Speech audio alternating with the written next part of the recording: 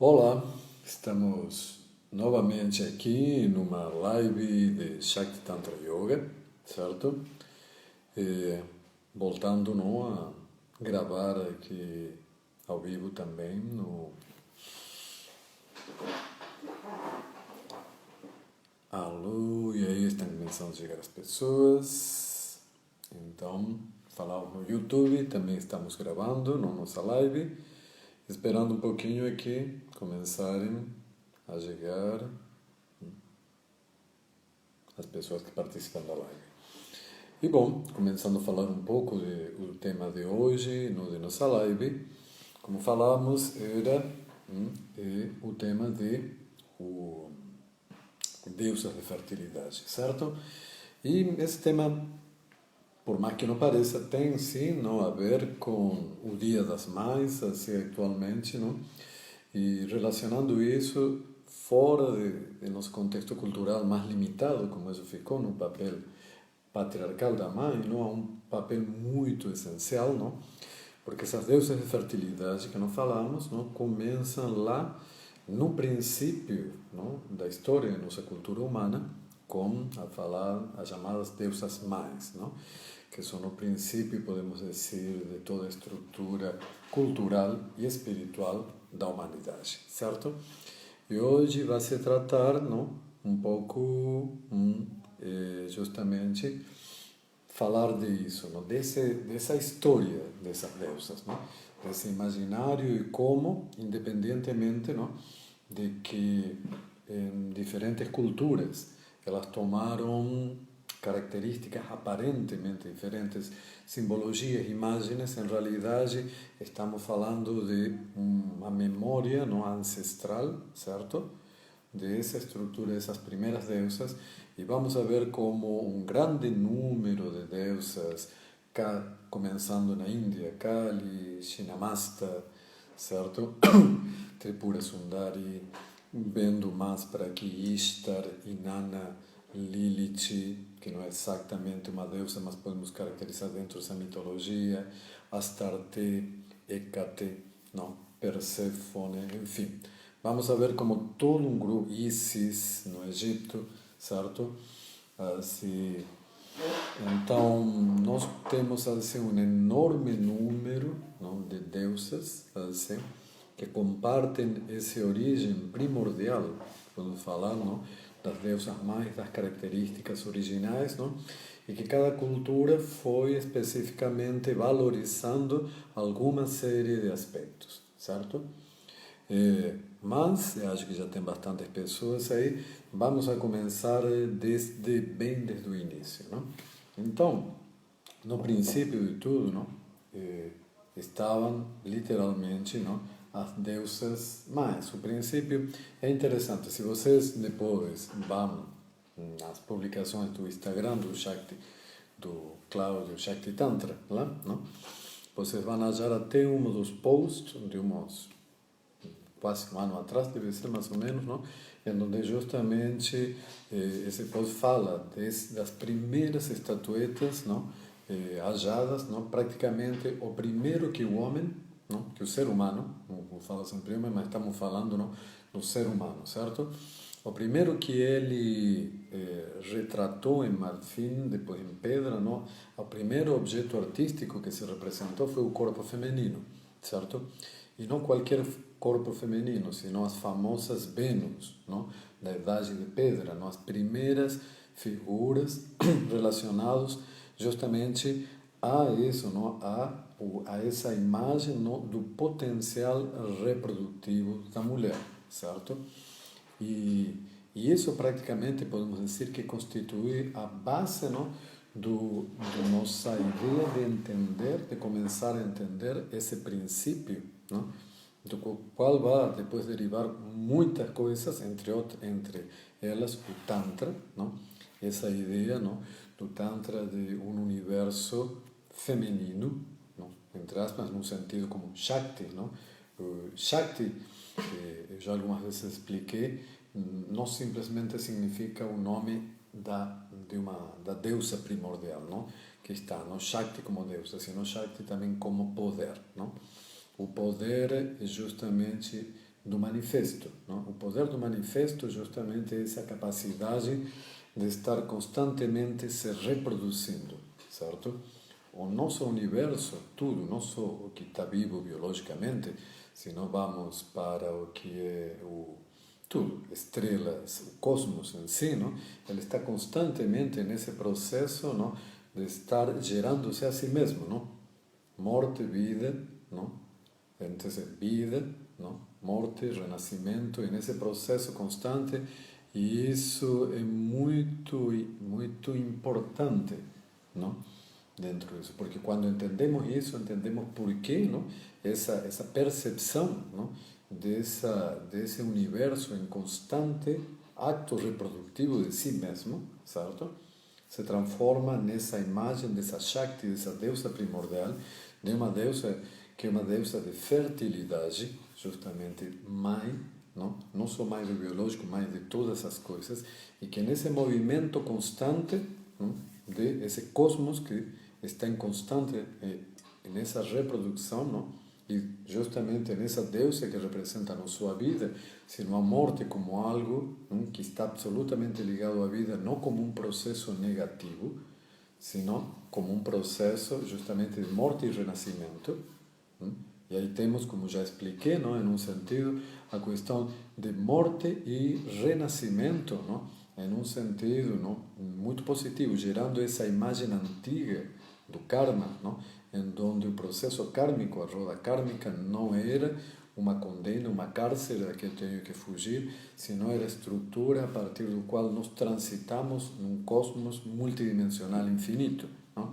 Uma constante ir e vir dentro dessa estrutura de vida, em um processo que nos permite justamente evoluir, não? E que quando é levado à visão tântrica e visão alquímica dentro do Tantra e do Tao, não? Nós vemos isso como essa morte e esse renascimento que nos permite evoluir como um processo que podemos viver dentro de uma mesma vida. Não? Como nós nascendo, não? Morrendo para o que já éramos, renascendo, não?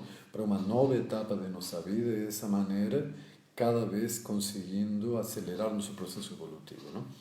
E tudo isso se faz a partir dessa energia primordial, que é a energia, não, da Shakti, não, a energia feminina, e que num sentido muito concreto, num sentido basicamente energético, como digamos, está contido na Yoni, no útero, podemos dizer, mas no que se chama Yoni, no que, como sempre repetimos, não é simplesmente nem a vagina nem o útero, todo o conjunto, assoalho pélvico, clitóris, vagina, colo do útero, ovários, não?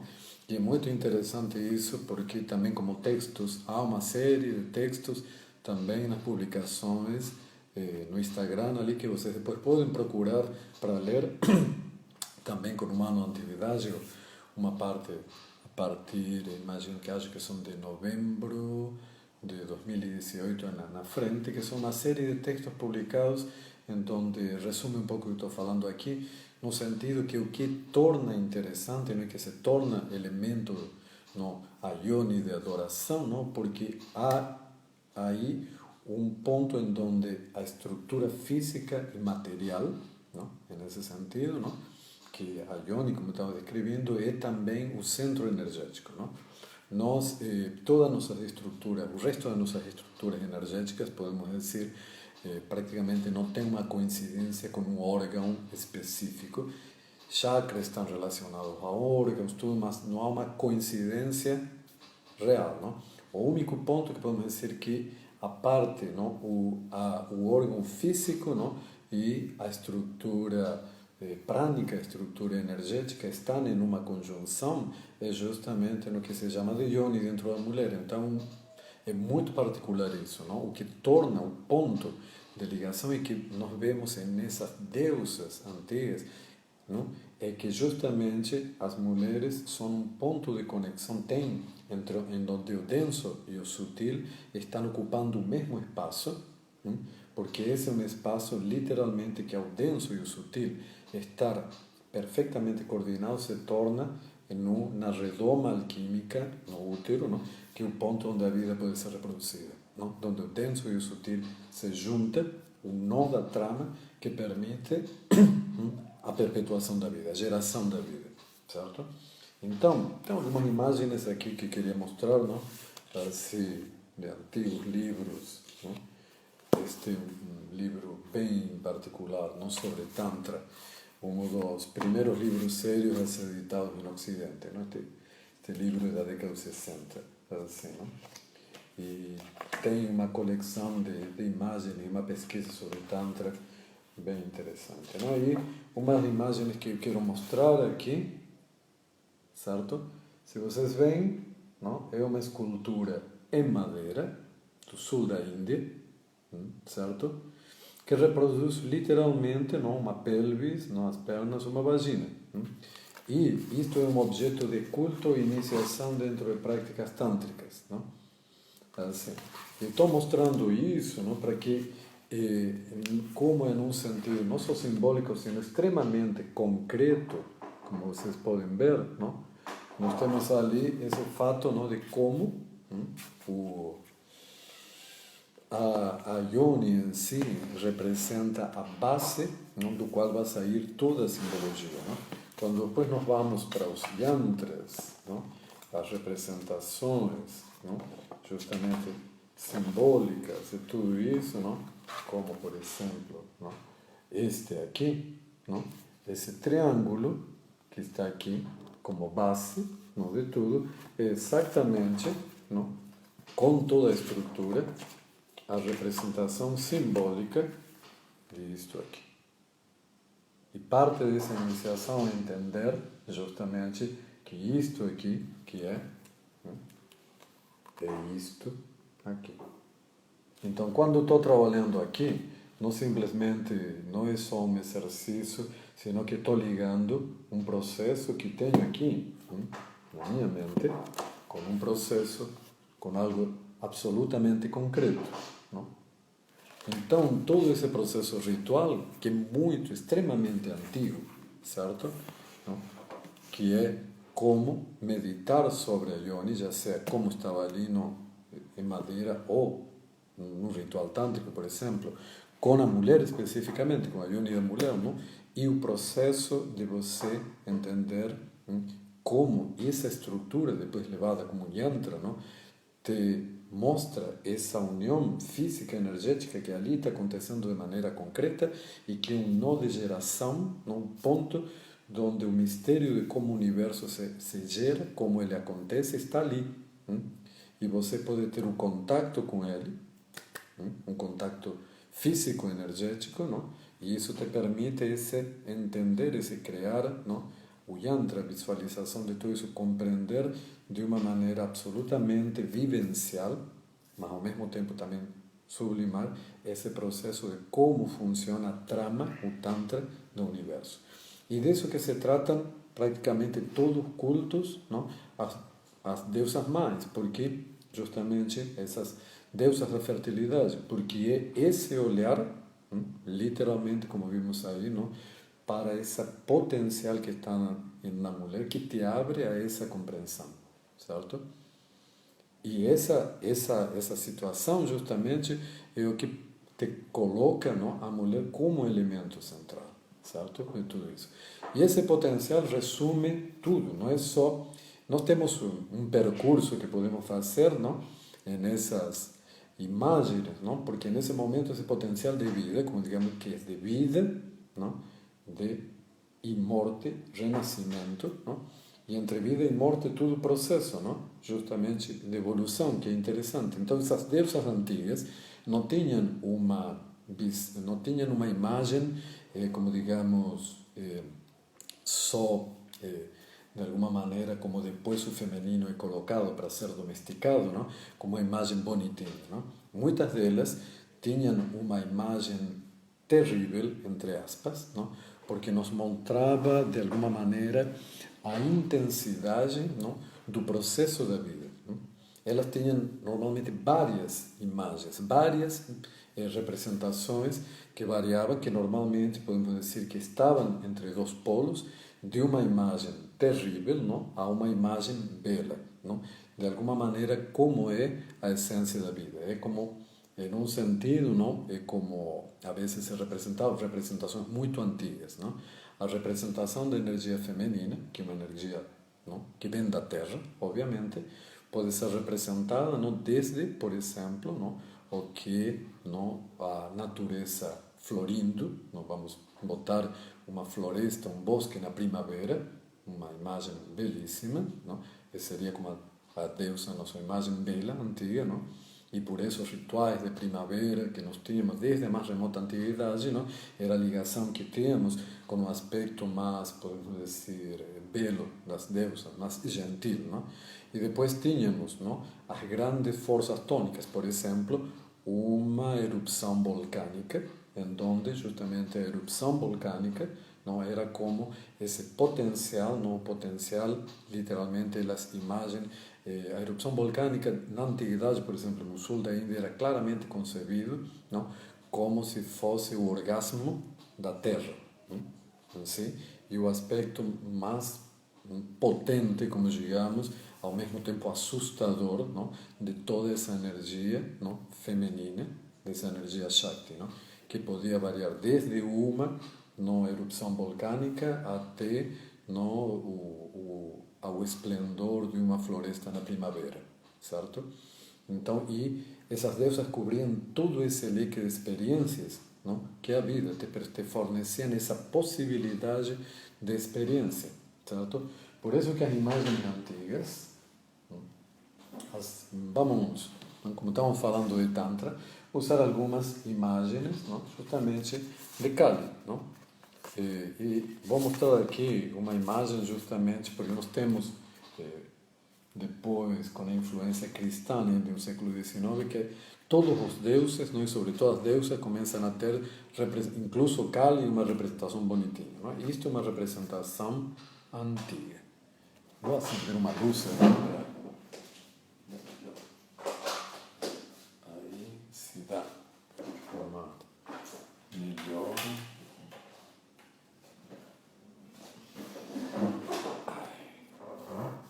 Vou deixar bem. Observem Kali, não? Como senhora dos animais, não? Cortando a cabeça aí dos demônios, não? Ela mesma, estou gravando aqui para, vamos ver se aqui se vê bem, não? Olha o aspecto, não? Assustador que ela tem, não? É o aspecto da energia, mas esse aspecto assustador, se você vê, os animais estão rendendo culto a ela, temos tigres, chacais, não? Tudo, não? E ela está nesse de afastando, não? Os demônios. Apesar desse aspecto terrível aqui de Kali, não? Parecer, não? Um elemento assim, as deusas, em seu aspecto protetor, não? Eram colocadas assim, no seu aspecto irado, não? É o potencial, não? Da energia feminina, justamente, de não ser simplesmente passiva e receptiva, não? Há uma questão, não, que nós estamos acostumados a essa venda, não, que nos fizeram essa imagem não patriarcal, onde a mulher é frágil, é indefensa e tem que ser defendida pelo homem. Essa imagem é absolutamente posterior, patriarcal. As mulheres sempre foram como a imagem de Kali Monster. Estou mostrando outra aqui, antiga, não? Olha, esta outra imagem antiga, certo?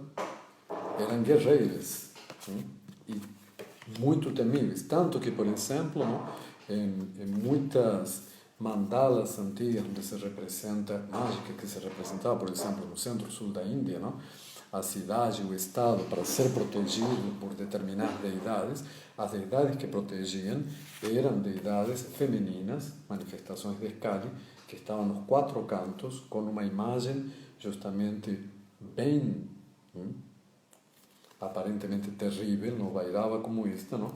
Que mostravam esse potencial, não? Como, em um sentido, não? Como uma fêmea defende sua cria, certo? Que é capaz de ir justamente nessa defesa até as últimas consequências, certo? Então, é nesse sentido, por isso, as deidades que protegiam eram deidades femininas, não? E eram deidades guerreiras, em um sentido, entre aspas. Então, essa Kali antiga era uma Kali que tinha, não, esse aspecto, não, mesmo tempo, não, terrificante, podemos dizer, porque mostrava essa imensidade, não? Com o tempo, não, essa Kali foi se transformando, e aqui temos uma imagem, contar uma história interessante, porque a maioria do imaginário que vocês veem atualmente de deuses e deusas indianos, por exemplo, todas essas camisetas que o pessoal do yoga gosta de usar, não todas as imagens que você compra na Índia, certo? Tem uma história muito interessante. Parece que isto sai um pouco, mas é interessante saber a origem das coisas, não? Então, quando em 1864, no século XIX, se aperfeiçoa a imprenta a quatro cores, certo? E em onde se podem começar de maneira muito barata, fazer tipo imagens, tampinhas, assim, e vender. Isso foi feito na Inglaterra, os ingleses foram que aperfeiçoaram. O primeiro que se perguntaram, obviamente, como que negócio podemos fazer agora que temos capacidade de produzir imagem muito barato. Então, o que sempre em todo mundo as pessoas queriam, não, era ter imagens dos deuses santos, não? E antes isso era caro, porque não, antes a imagem era desenhada, antes que existisse imprensa, ou que se fosse barato, alguém tinha que pintar ou esculpir uma imagem para você, e isso não era, incluso mesmo que seja algo mais rústico, não era muito barato. A impressão, não, o santinho tão comum, fez que justamente isso ficasse muito barato, não, por produção em massa. Então, os ingleses, que nesse momento estavam, não, a Índia era uma colônia inglesa, disseram, pô, onde podemos vender isso? Justamente não, nos lugares onde você tem mais deuses, certo? E mais fé religiosa. Então, na Índia, que tem como se diz lá, 360 deuses, ou seja, um deus para cada dia do ano, decidiram, vamos vender na Índia, certo? Tem muita gente extremamente religiosa e tem um monte de deuses. Então, realmente fizeram um enorme negócio. Só que quando foram instalar lá, eles não tomaram a iconografia clássica, sino que contrataram artistas, esqueci o nome de um modelo fundamentalmente que criou esse modelo, não? Que pegou as iconografias antigas, que eram bastante, não? Assim, como diríamos, não? Mais, como eu mostrei antes, não? Com uma imagem que não ia agradar a um europeu do século XIX, não? E reformularam a imagem dos deuses para que eles ficassem bonitinhos, entende? E de acordo, mesmo que com roupagem indiana, a uma moral vitoriana. Então, se transformou nisto aqui, em onde você vê como agora Durga, não? E Kali aqui tem uma imagem muito, apesar de estar em uma situação, não, assim, de guerra, combatendo tudo, olha o rostinho, certo? De ambas, como ficou parecido com quem? Com o da Virgem Maria. Então, aí colocaram, não, esse rosto ocidentalizado, não, cristianizado e patriarcalizado nas deusas que antes tinham um aspecto irado ou, não, no outro aspecto, quando elas estavam de bom humor. Vamos a mostrar que isto aqui, não, que eu já mostrei uma imagem, não, que é justamente Shinamasta, outras deusas tântricas, não, da fertilidade por excelência, que está, não, em um acto sexual aqui com Shiva, certo? Cortando a própria cabeça. Já em uma live falei muito, não, dessa imagem, mas nós podemos ver, por exemplo, outra imagem, e esta aqui, olha esta Kali aqui. Também, não sei se dá para vocês verem, não, sobre um Shiva que está em uma pira crematória, não? E olha a beleza com que é retratado. Ou seja, isto também é uma imagem antiga. Dá para ver ali? Então, compara, por exemplo, não? Esta imagem terrível que mostramos aqui de Kali com esta imagem aqui, não? Como geralmente se retrata no Tripura Sundari, assim como uma garota de 16 anos. Atualmente isso seria já praticamente crime aqui nos textos indianos, não? Assim, se bota como uma mulher extremamente bonita dessa idade, que é como essa Kali irada, que é, em realidade, quando está defendendo os filhos delas, quando se encontra com aquele, com seu amante, entende? Que é aquele que realmente entende que adora ela se transforma em isto aqui. Ela não perde seus atributos. Olha como ela continua com seu colar, não? Assim, com a espada na mão, não? Mas ela se mostra para aquele que... E aqui vamos a ver essa imagem que é interessante, não? Porque vemos que aqui esse adorador dele, esse Shiva, que está em uma pira funerária, não? Por quê? Porque ele realmente se está oferecendo num sentido profundo, se transformando, está perdendo o medo da morte, não? Entendendo que ela é a vida e a morte e que essa morte em realidade, não? Esse aceitar completamente a vida, que é aceitar a morte, não? É poder então começar a ver essa Kali que se você não aceita a morte, tem medo da morte, você ter esta imagem terrível. Quando você aceita, se torna justamente, não? Essa imagem, não? Como mostrava aqui, maravilhosa, bela, e você compreende quando você vence teu medo, não? A beleza justamente da vida. Que para você olhar a beleza da vida precisa entender essa questão que ela é tudo, não? Ela é a vida, não? O desenvolvimento de toda essa vida, a morte, certo?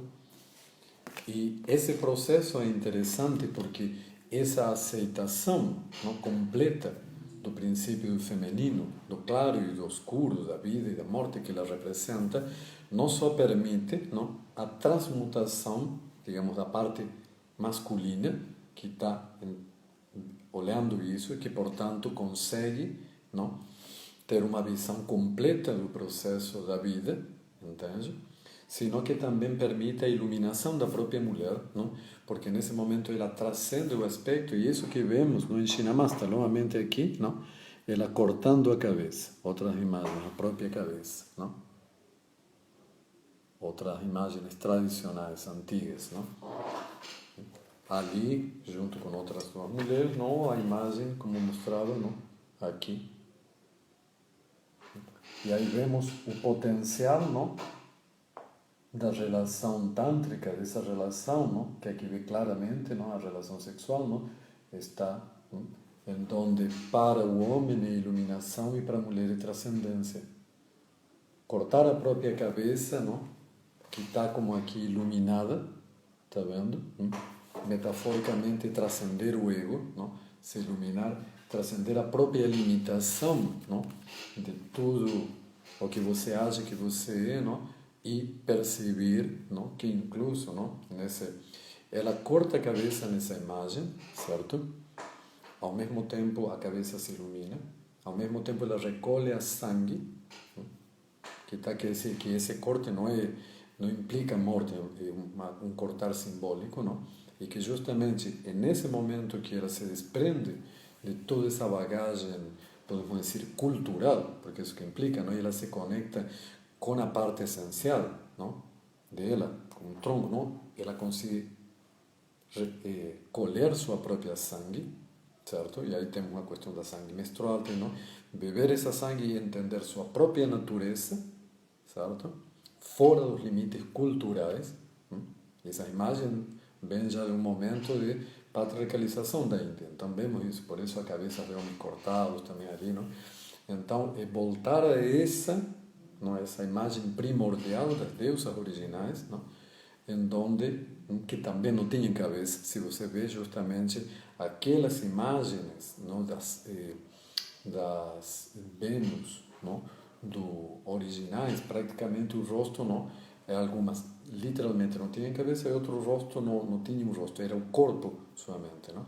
Então entender ela como representação primordial, não, a cabeça se iluminando por outro lado, certo?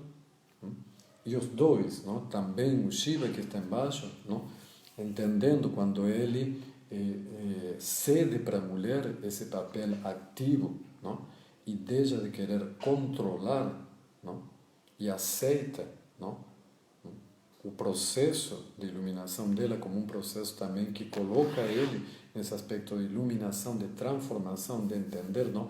De transcender esse princípio de conflito, vida, morte, entender a unidade completa na roda kármica, não como uma cárcere, sino como literalmente como uma libertação, não? E aí é um grande paradoxo, não? Porque para todos que vocês que devem estar estudando yoga convencional, não? A vida, a roda kármica é justamente uma cárcere, não? Para todos os cultos, esse era o grande mistério de todos os cultos, não? De fertilidade, das deusas de fertilidade, a vida e a morte, não? Eram a mesma coisa e, em realidade, não? A roda kármica e a reencarnação era um prêmio e não um castigo. A possibilidade de sempre voltar, não? E de, em cada volta que eu chegar, ter a capacidade, não? De poder viver cada vez melhor. Em uma roda kármica de aprendizado, não? Cada vez que eu volto, minha experiência neste universo, de multiverso infinito, não? Se torna melhor porque cada vez eu tenho mais experiência, mais conhecimento da vida e mais possibilidade de expandir. Então, uma possibilidade de evolução e de experiência infinita. Certo? É muito interessante essa proposta. Não? Obviamente, para os sistemas, não? Patriarcais, espirituais, não? Que de alguma maneira te colocam, quebram essa roda e te dizem, não, essa roda kármica é uma cárcere, você tem que sair disso, te dizem a vida, não? É só para você ganhar o paraíso. Deusas, não? Que te prometiam, não? Uma possibilidade de vida, não? De plenitude na vida, foram demonizadas, sobretudo no cristianismo. O cristianismo acha que esta vida, não acredita em roda kármica, ela acredita que esta vida é uma preparação, não? Para um paraíso. É o mesmo, mas de alguma forma exatamente se continua com a mesma ideia, não? Mais vedântica, não? Justamente de uma roda kármica da qual você tem que fugir. Entende? Porque de alguma forma estar aqui não é apenas uma teste e uma preparação para você ir para outra etapa, em onde realmente você vai estar livre ou você vai ser feliz, como no caso do paraíso, não? Nos sistemas matriarcais, a felicidade está aqui, está implícita no próprio corpo, no próprio prazer sexual, por exemplo, que é uma metáfora dessa possibilidade de um extremo gozo, não? Pelo que é manifesto, não? E esse extremo gozo também é o mesmo que procria a vida, não? E que quando você sublima isso também leva esse gozo para todas as coisas, certo?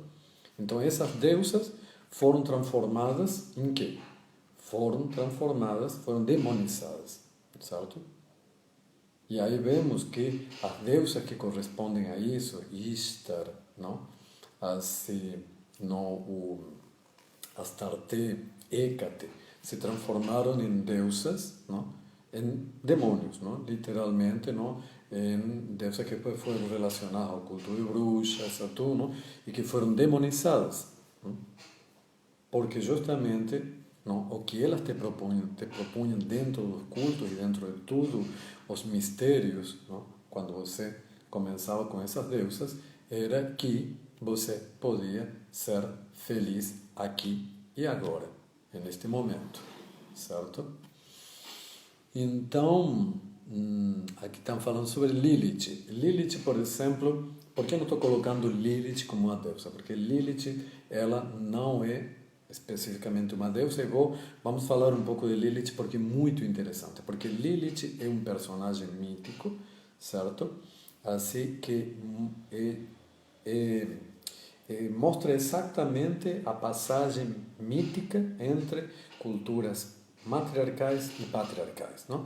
Porque Lilith não é considerada, não, dentro do judaísmo, por exemplo, como a primeira esposa de Adão, certo?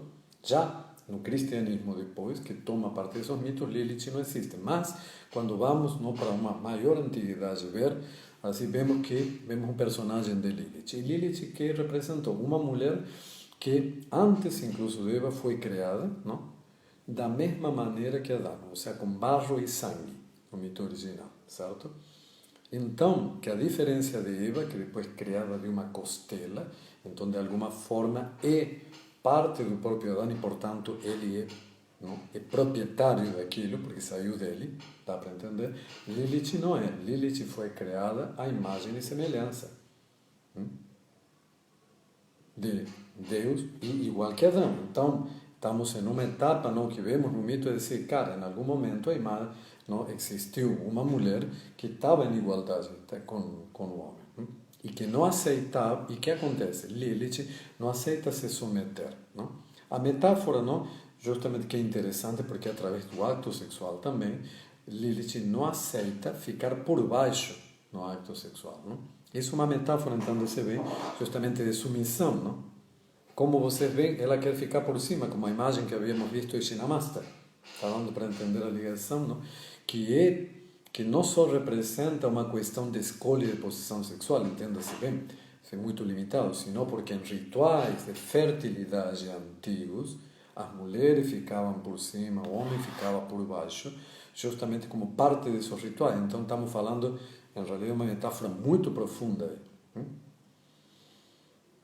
O homem, Lilith, não aceita ficar por baixo, justamente, mas como estamos em um mito já patriarcal, o homem vai se queixar a Deus Pai, que condena Lilith e expulsa ela do paraíso. E aí cria Eva, a partir da costela de Adão, que é uma mulher que se somete porque parte dele. Dá para entender? Então, é bem uma passagem. E aí Lilith, que num primeiro momento era a mulher primordial, por isso falo que não é uma deusa, é interessante, senão que é justamente Lilith, é a imagem da mulher primordial, a mulher com poder, criada com as mesmas características, em igualdade com o homem. Isso é interessante, percebe? Ela se transforma em um demônio fora, certo? Dentro do mito, quando ela é expulsa do paraíso e vai para o deserto, certo?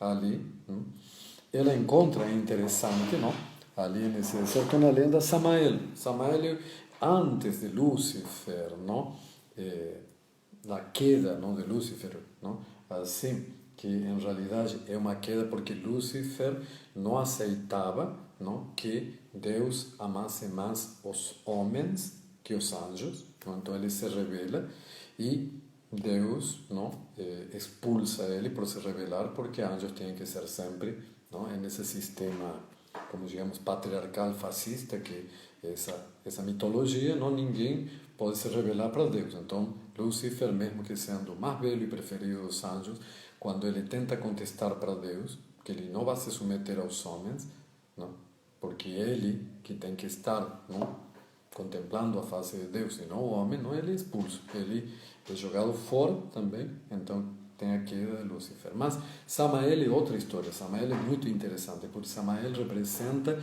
justamente deuses antigos, antes desse Deus único. Então Samael é chamado veneno de Deus, porque Samael se revela mesmo, se revela contra a imagem de um Deus único e autoritário.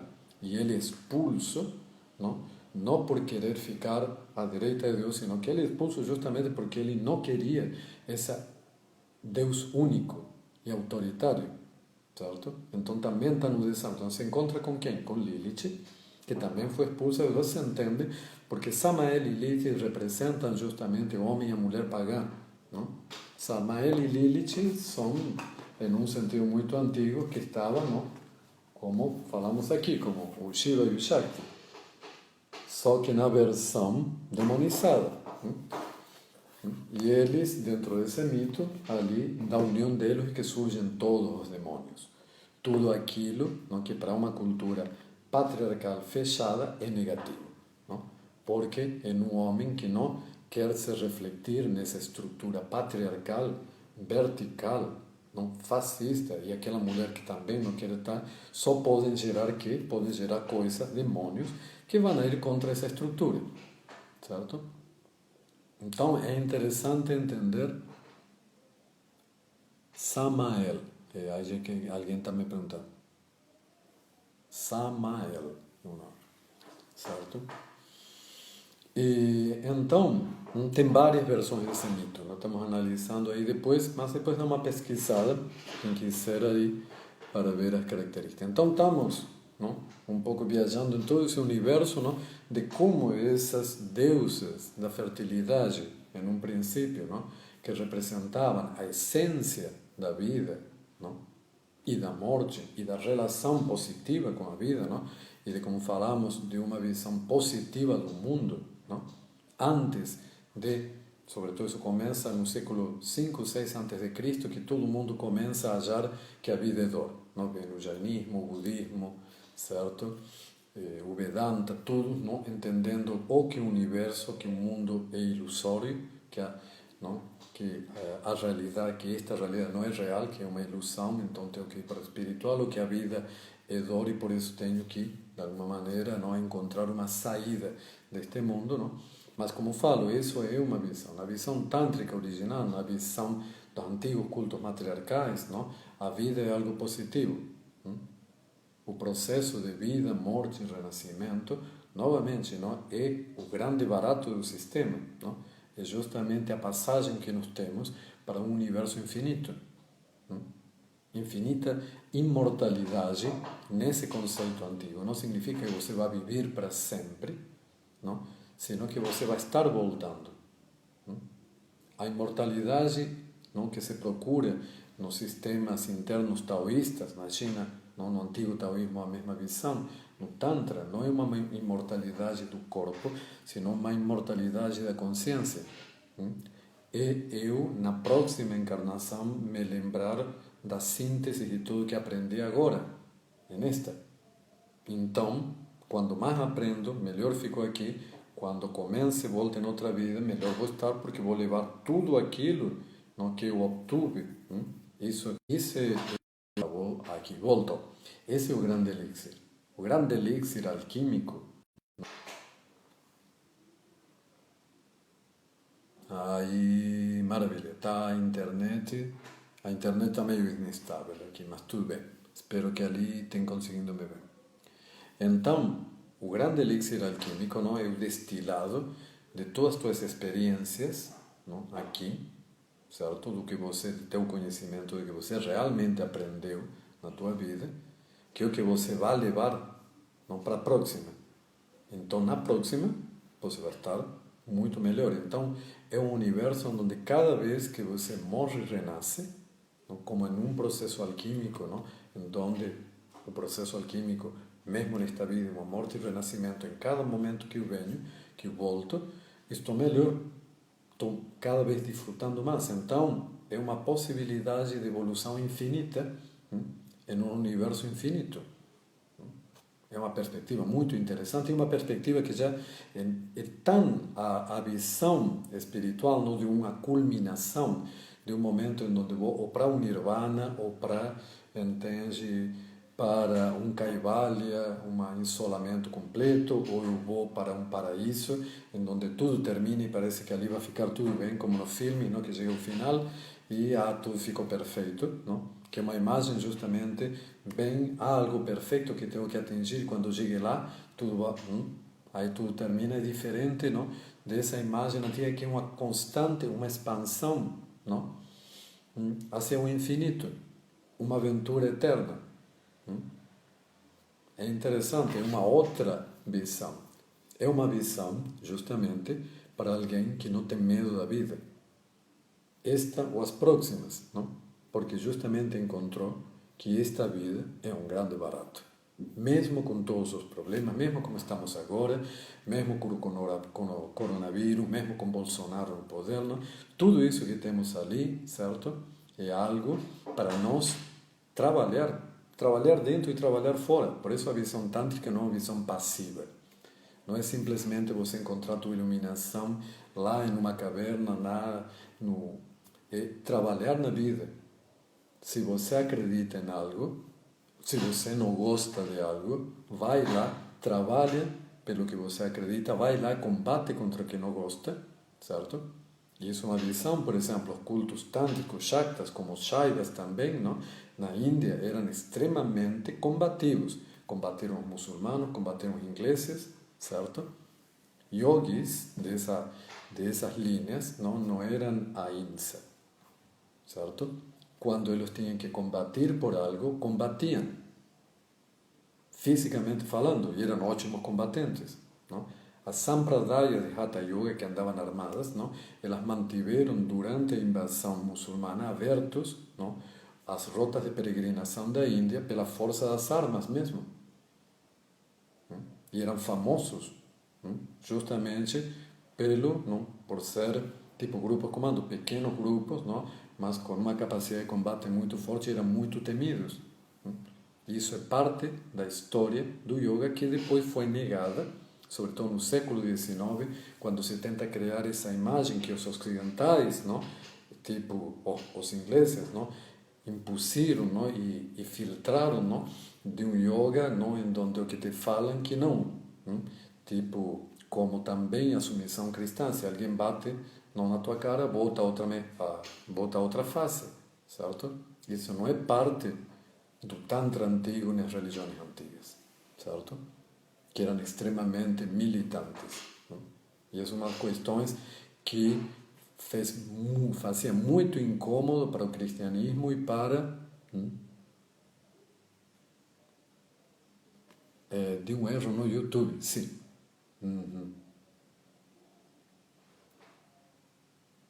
Enfim, então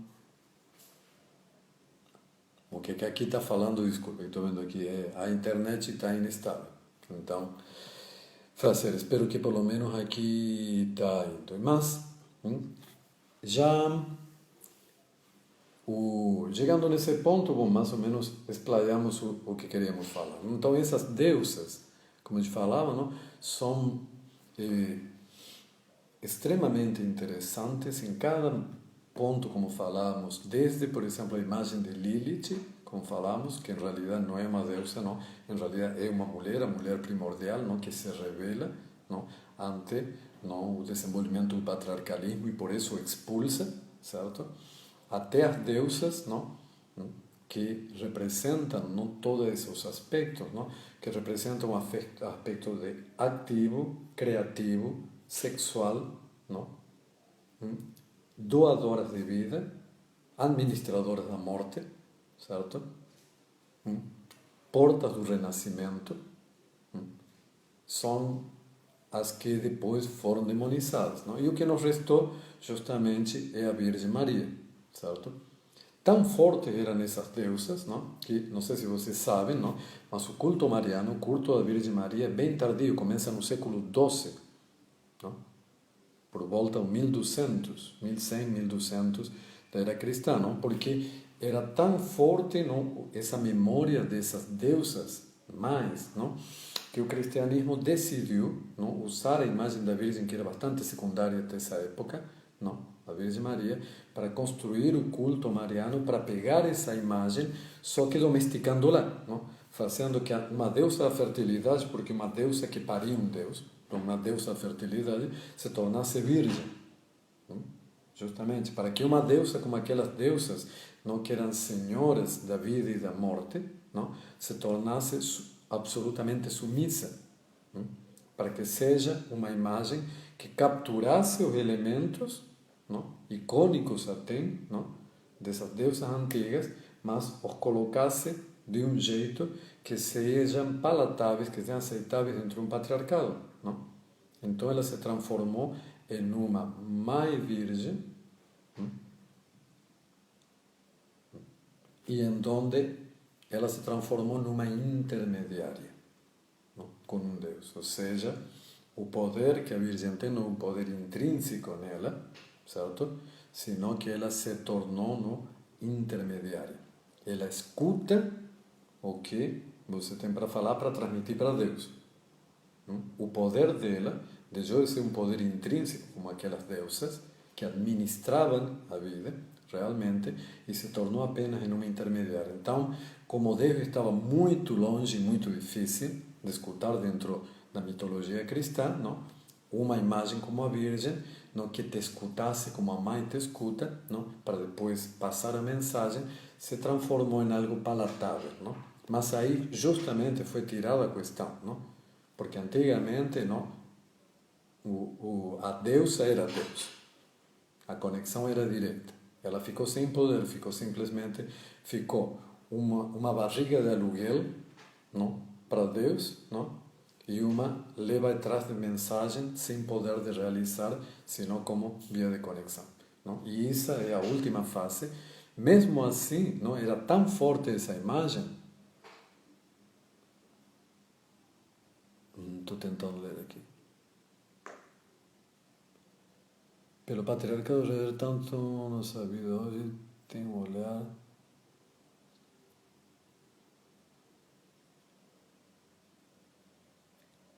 Não, eu não tenho um olhar positivo para o patriarcado, não, no absoluto. Assim, eu acho que todo o colapso que nós estamos vivendo, tanto não, de nossa própria humanidade como ecológico, não, é culpa desse sistema, certo? Não? E já várias vezes falei uma pessoa aqui que pergunta, não acho que o colapso profundo que nós vivemos, que é um colapso que é tão grande que não é só de nossa espécie, não? Guerra constante, crise econômica, exploração do homem pelo homem, não? Assim que nós temos, não? Senão a destruição do meio ambiente, não basta só nós destruir-nos e nos violentar de toda maneira, nós como espécie, senão que estendemos isso a toda a vida do planeta, estamos sendo realmente um novo fator não, de extermínio global, não, de espécies, não, do meio ambiente, não, vem do sistema patriarcal que da mesma maneira que agrede a mulher, não, e nós vemos que é o feminicídio, por exemplo, como fenômeno, da mesma maneira agrede a natureza. Então, realmente, eu não vejo que resgatar o sistema como patriarcado.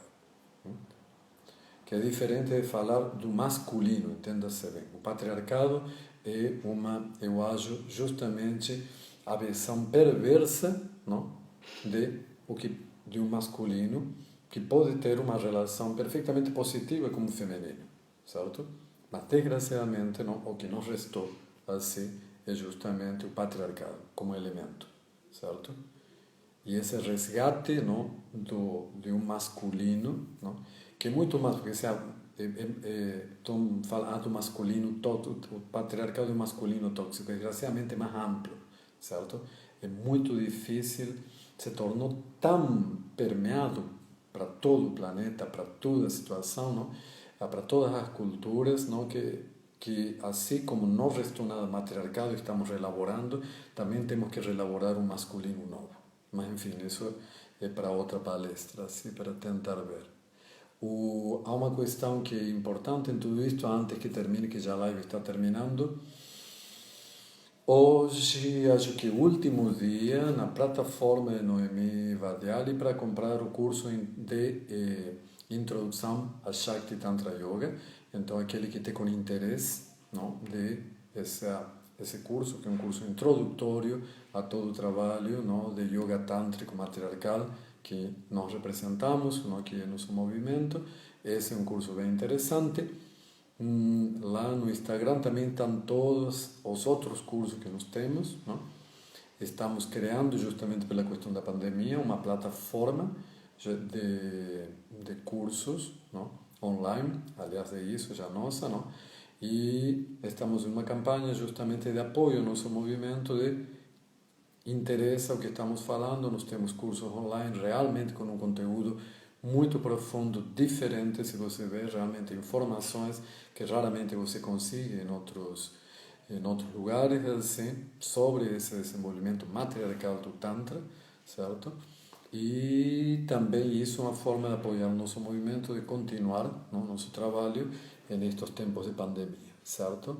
Então, o link está na bio, certo? Aí, de todos esses cursos, então, quem está interessado, pode ir para ali. Então, bom, por hoje já mais ou menos o horário está chegando, então espero que vocês tenham gostado, não? E, como falo, não, essa a nossa ideia sempre não é tentar trazer esse outro ponto de vista, certo? Esse ponto de vista desgraçadamente muito esquecido, não? Temos um curso aqui em breve, não, saindo do tarot meditativo, não? Nós temos, aliás, o curso na plataforma de Noemi Vaiali, temos um curso de cones vaginais e Yoni X para fortalecimento muscular e energético da Yoni, da vagina, certo? Um curso bem interessante. Temos o outro curso de Pranayama Pranavidya, no Iswara Yoga, para a imunidade e para o reequilíbrio do sistema da fisiologia, estes tempos de coronavírus. Temos já praticamente saindo de tarô meditativo. Daqui a pouco vamos estar dando uns vídeos, todo falando especificamente de que trabalha, não?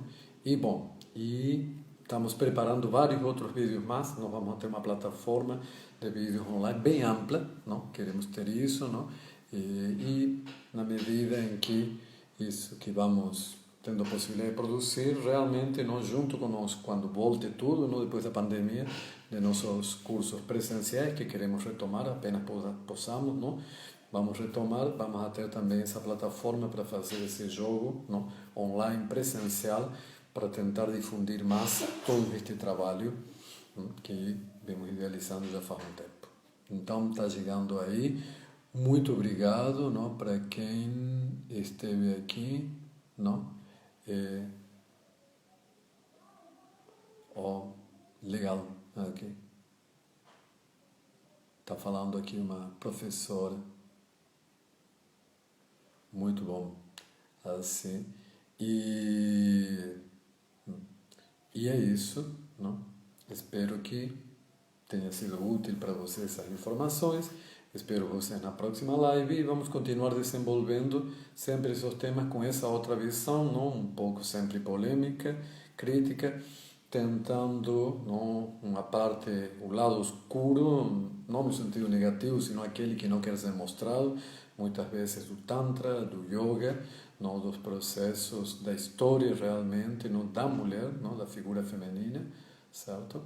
E bom, esse é o nosso movimento, Shakti Tantra Yoga, esse resgate não só da história, das técnicas e do trabalho, não? Do que foi, da importância fundamental, não? Essencial que teve o feminino no desenvolvimento de todo e fundamentalmente no Tantra e no Yoga, algo sobretudo no Yoga foi totalmente esquecido, certo?